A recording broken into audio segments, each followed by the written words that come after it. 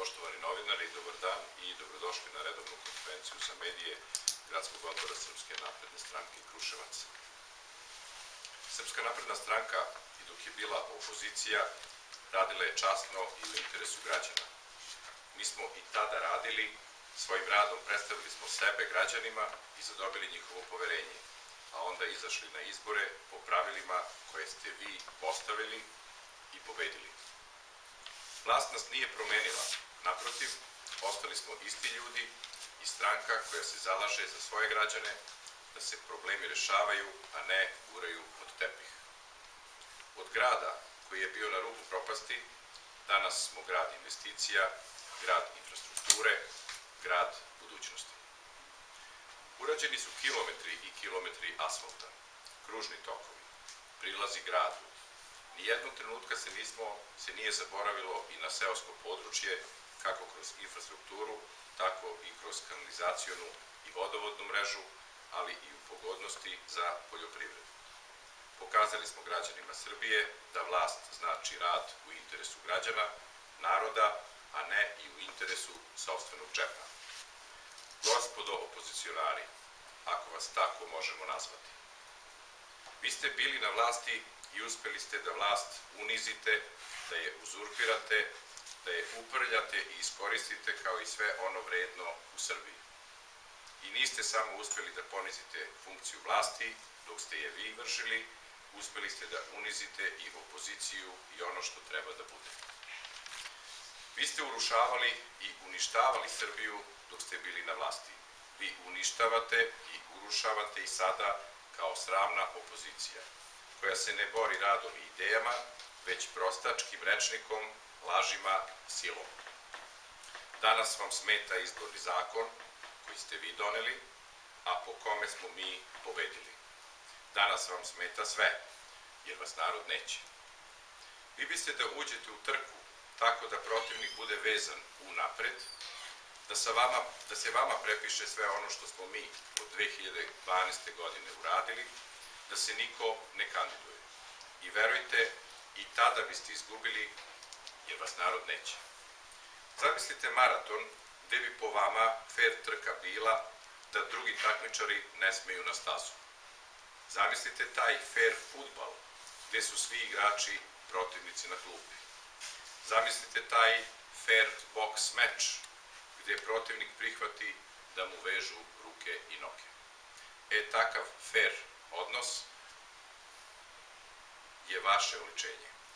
Jad, kukavičluk, licemerstvo i beda. Nema tog leka za vaš strah od izbora, jer ne bojite se vi Aleksandra Vučića, ne bojite se vi ni zakona koji ste sami doneli, ne bojite se vi ni Srpske napredne stranke. Vi se bojite sebe samih zbog tolikog zla koji nosite u sebi. Pozivate prvo na bojkot, a onda se ispravljate, pa je poziv ipak na bojkot. Prvi test i pali ste. Može se reći da je vaš bojkot pomogao da građani shvate koliko ste loši, kakvi ste politikanti i da uvide da Srpska napredna stranka radi u njihovom interesu i zato nas ne čudi fantastičan rezultat u Medveđi, gde su očigledno svi koji su izašli na izbore na neki način pobedili. A gle čuda, vi jedini gubitnici. Izgleda da ništa drugačije neće biti ni u martu. Kroz sve to što smo radili za boljitak grada, nikada nismo omalovažavali neistomišljenike, pretili, ponašali se osiono kao što vi to činite.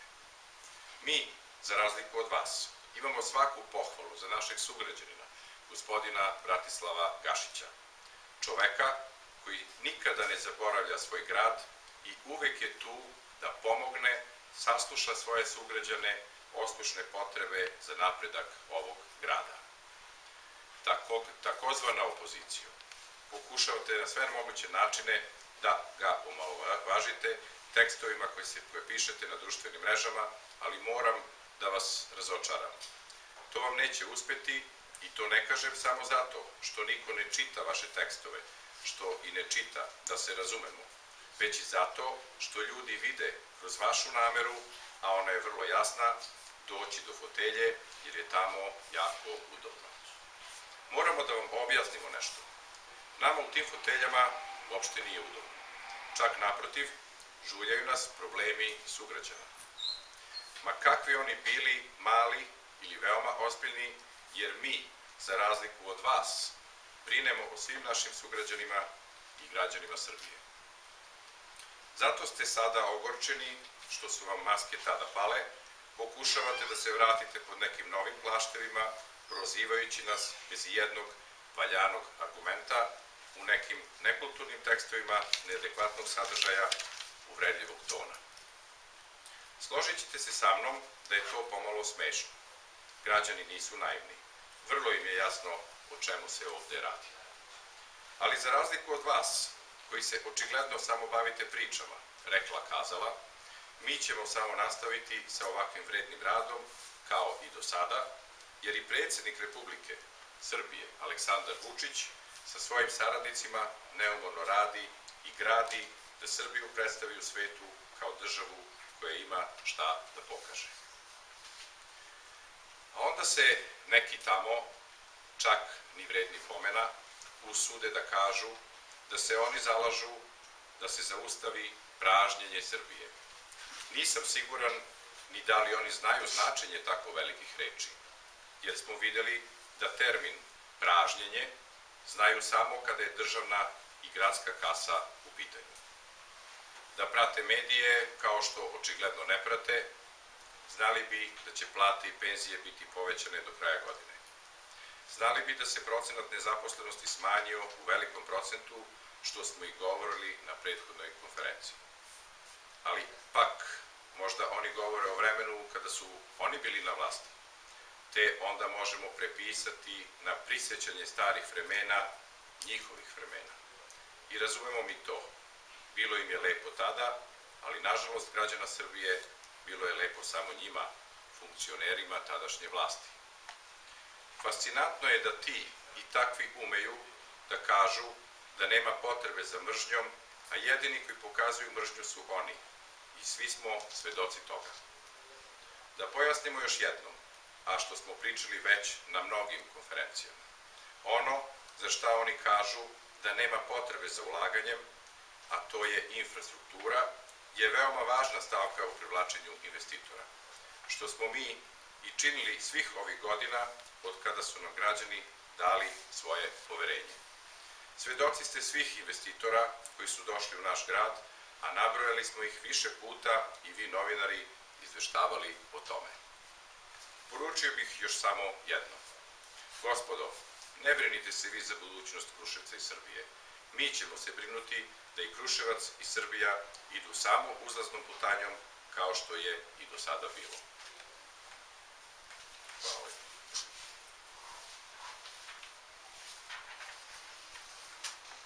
Imate li pitanja?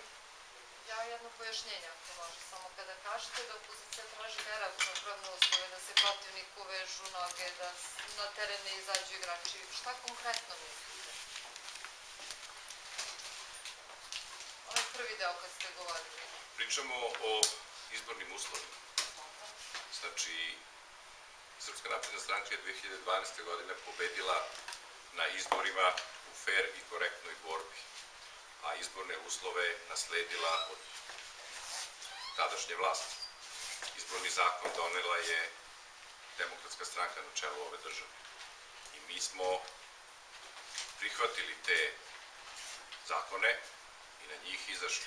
Trudili smo se da od 2008. godine radom i angažovanjem, razgovorom sa građanima dođemo u mogućnost da shvatimo njihove probleme i uspeli smo da kroz opozicioni rad, fer i korektnom borbom, poštovanjem zakona, pobedimo na izborima pod izbornim zakonima koje je donela Demokratska stranka. Danas radimo po istim tim izbornim zakonima. Problem je u tome što njima sada smetaju izborni zakon ili izborni zakon koji su oni doneli. Evo, o tome kažem. Znači, mislim da možete da shvatite odgovor koji sam te odmah na vaše pitanje.